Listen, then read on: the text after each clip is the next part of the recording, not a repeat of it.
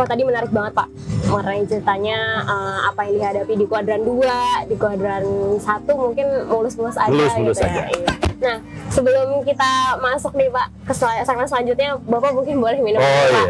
Biar Ini yang saya seger, Pak. tunggu-tunggu kan dari tadi kan udah lupa. Maaf ya Pak, kasih kan ngobrol ya. Ayo, Mbak Dias minum juga dong. Nah Pak, dari 4 unit usaha, 4 unit ya Pak ya, yang Bapak punya, ada salah satu yang menurut saya ini menarik sekali untuk menjadi sebuah pesan untuk anak muda. 3 positif paradigma yang Bapak punya nih, itu apa saja dan latar belakangnya bisa mendapatkan 3 itu apa Pak? Ya. Nah tadi ya, karena saya passionnya salah satu adalah di people development, people changing, merubah orang. Saya menganggap hidup ini itu harus positif-positif aja. Jadi makanya ada 3 formula, 3 positif paradigma. Berpikir atau pola pikir 3 positif. Apa itu? Berpikir positif, bertindak positif, dan berakhir positif. Nah, jadi kalau kita udah berpikir terus, positif terus, insya Allah kita akan selalu bertindak yang positif. Ucapan kita lebih banyak yang positif, perilaku kita lebih banyak yang positif. Nah, kalau kita udah bertindak positif dominan, lebih banyak bertindak positif, insya Allah akhirnya akan husnul khotimah, akan positif juga. Sebaliknya, bisa juga ditarik dari ujung. Kita pengen berakhir positif, ya lakukanlah tindakan dan ucapan perkataan yang positif.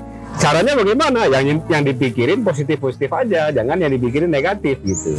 Nah, bahkan paradigma 3 positif ini yang saya jadikan moto hidup, saya jadikan nama perusahaan. Jadi PT 3 positif paradigma. Wah, Ya. ini berarti masih satu jalan sama Stephen Covey tadi training. Ya, karena muara dari situ, saya mendirikan perusahaan konsultan ya, salah satunya itu saya sebut PT 3 positif paradigma. Ini alhamdulillah udah 11 tahun sekarang, dan PT 3 positif paradigma ini lebih banyak mendampingi individu dan organisasi untuk lebih produktif. Jadi kita tidak hanya training-training di kelas, tapi kita dampingin. Jadi untuk periode 6 bulan, periode 1 tahun, itu kita dampingin untuk pindah atau move dari kondisi pertama kepada kondisi yang diharapkan gitu. Nah, itu yang kita kerjakan. Kira-kira seperti itu. Prosesnya dari proses dari menemukan 3 positif paradigma ini berarti sangat berpengaruh sekali dalam Bapak menjalani kehidupan sehari-hari dan menghadapi kegagalan tadi. Yes, ya. Jadi sebetulnya 3 positif paradigma sudah dimulai dari akhir kuadran 2 ke kuadran 3 ya. Oke. Jadi menemukan 3 positif paradigma itu pada saat di kuadran 2 saya bekerja. Karena banyak pembelajaran-pembelajaran ya yang saya ikuti, training-training ya gratis kan dari perusahaan. Terus saya juga melihat lingkungan interaksi, lingkungan sosial, lingkungan orang-orang di perusahaan itu. Banyak sekali orang yang tidak sejalan, banyak sekali orang yang bertengkar, atasan ribut sama bawahan. Teman rekan kerja sesama bidang lain, satu bidang dengan bidang lain ribut. Yang ini merasa ini apa namanya pride-nya dia, yang itu merasa ini, jadi ribut. Nah, saya berpikir apa sih sebenarnya yang dicari oleh orang-orang ini? Bukankah tadi ya uang, pekerjaan itu adalah alat, tools untuk kita mencapai tujuan hidup. Saya membayangkan simpelnya, harusnya kan orang-orang yang ada di komunitas perusahaan itu rame-rame duduk, yuk kita kerja maksimal aja, saling bantu. Toh perusahaan ini untung, gajinya tambah naik, Kita juga, gitu. bonusnya dapat gitu loh. Nah kalau sekarang nggak begitu, banyak orang yang waduh ribut sana ribut sini, dan sampai saya akhirnya penasaran, saya tulis buku tuh, judulnya Siapa Bilang Membina Hubungan Baik Itu Susah. Jadi apa sesusah itu sih kita berhubungan baik gitu? Ini ribut sama ini nggak suka sama ini, makan siang yang diomongin atasannya gitu kan? Jadi ribut, hidup kita ini tidak produktif. Akhirnya waktu berlalu dan kita tidak dapat legasi apa-apa gitu. Nah saya berpikir di situ gitu ya. Saya menikmati dalam proses pembelajaran seperti itu. Kalau misalnya Pak mau membuat seseorang mau bikin, saya juga mau deh mengikuti apa yang Pak Walnek buat gitu kuadran. Kiat-kiatnya apa aja Pak yang mesti jadi pertimbangan gitu? Karena kan pasti mungkin kuadrannya Bapak dengan orang lain nih kalau misalnya dibentuk akan beda proporsi waktunya. Apa yang mesti jadi pertimbangan utamanya Pak? Jadi basisnya yang pertama harus adalah tujuan besar yang ingin Anda capai. Setiap orang, saya sarankan mesti punya itu. Tadi kan seperti saya sempat singgung, orang banyak yang bilang hidup ini ngalir aja lah. Menurut saya enggak. Hidup ini harus kita rencanakan. Karena apa? Waktu yang tersedia, energi yang tersedia, sumber daya yang tersedia itu kan terbatas. Sementara kita dihadapkan kepada keinginan yang tidak terbatas. Kan orang pengennya ya punya anak, ya punya duit banyak, punya karir bagus. Pokoknya keinginan itu nggak terbatas. Iya. Pada sisi lain, sebuah keniscayaan, waktu, energi, sumber daya kan terbatas. Nggak bisa kita seenak kita kalau lagi kerja kan gitu. Ada keterbatasan. Nah, karena waktu, sumber daya, energi yang terbatas, sementara keinginan yang tidak terbatas, kita harus ada komprominya itu. Saya mau mencapai apa sih gitu. Nggak mungkin semuanya kita bisa capai di dunia ini kan. Nah, kita harus rumuskan itu basisnya. Dari basis tadi saya contohkan kalau saya punya 20 tujuan besar dalam hidup yang mau saya capai. Kalau Allah kasih saya waktu, Allah kasih saya kesempatan, saya mau mencapai 20 hal besar dalam hidup. Alhamdulillah 15 saya sudah capai. Nah, tinggal 5 lagi. Nah, mungkin Mbak Diah misalnya saya pengen mencapai 10 tujuan besar. Orang lain mungkin bilang saya pengen mencapai 15, terserah. Yang penting harus ada deklarasi itu, harus ada tulisan itu, dan kita komit untuk mencapai. Nah, ketika kita sudah komit punya tujuan besar dan kita mau mencapai, buatlah perencanaan kuadran kita sesuai dengan itu. Jadi misalnya di kuadran, kalau mengikuti kuadran saya, kuadran belajar kan itu sudah berlalu. Nah, ketika tamat kuliah, membuat kuadran 2, 3, 4 misalnya, berapa lama saya akan berada di kuadran 2? Saya termasuk yang menganjurkan kita melalui proses itu, walaupun waktunya nggak lama. Misalnya, mau berwirausaha, terjun langsung kah atau belajar dulu? Melihat dulu sama orang lain 1 tahun, 2 tahun, atau 3 tahun. Saya menganjurkan belajar dulu. Kenapa? Karena kalau terjun langsung itu betul-betul kita otodidak kan. Iya. Dan zaman sekarang kadang-kadang tuh kita bentur sana, bentur sini. Nah, kenapa nggak kita belajar dulu? Tapi tidak harus selama saya juga 15 tahun misalnya kan. Bisa saja 3 tahun. Belajar bagaimana sih kita beda orang rapat-rapat. Kalau ketika nanti berwirausaha kita tampil presentasi rapat, kita sudah belajar gitu. Belajar bagaimana solving konflik, persoalan-persoalan. Nah, ketika itu kita udah bisa ini. Dan belajar pada saat bekerja itu gratis. Kita dibayar pula gitu kan. Jadi belajar dibayar pula gitu.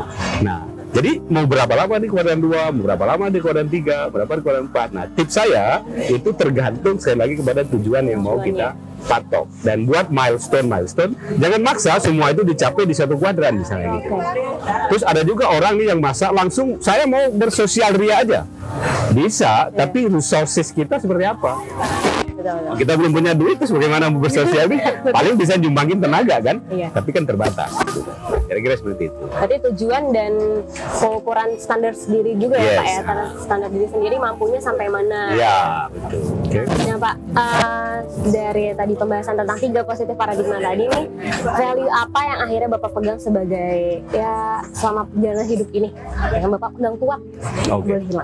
Jadi memang kita sebagai manusia dalam hidup harus punya nilai-nilai ya. Nilai-nilai itu kan yang nanti dilihat orang atau ditandain orang ini seperti apa sih gitu. Nah, saya punya beberapa nilai yang insya Allah akan terus saya pertahankan. Yang pertama bagi saya, yang paling pertama itu adalah integritas. Integritas itu sederhananya, yang kita pikirkan dengan yang kita omongin dan kita ucapkan itu sama. Jadi terintegrasi. Artinya apa? Ada aspek kejujuran di situ, ada aspek komitmen di situ, ada aspek konsistensi di situ, termasuk disiplin. Jadi kalau kita bilang kita menghimbau orang, bagaimana caranya? Ayo kita datang jam sekian, sementara kita sendiri terlambat gitu ya. Nah itu ciri-ciri tidak berintegritas. Ciri-ciri orang yang berintegritas adalah dia disiplin, dia komitmen, dia konsisten, dia juga amanah. Jadi apa yang dia ucapkan, apa yang dia janjikan ya dia penuhi. Itu satu, itu saya pegang terus. Karena dalam berbisnis, dalam bekerja, dalam segala hal, termasuk berhubungan dengan semua manusia, kalau kita nggak berintegritas, lambat atau cepat kita akan tersisih dari pergaulan masyarakat.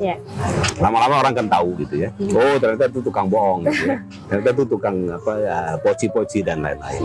Nah yang kedua, seperti yang tagline atau motto saya 3 positif paradigma, nilai yang sangat-sangat juga saya perhatikan dan saya praktekkan adalah be positif itu.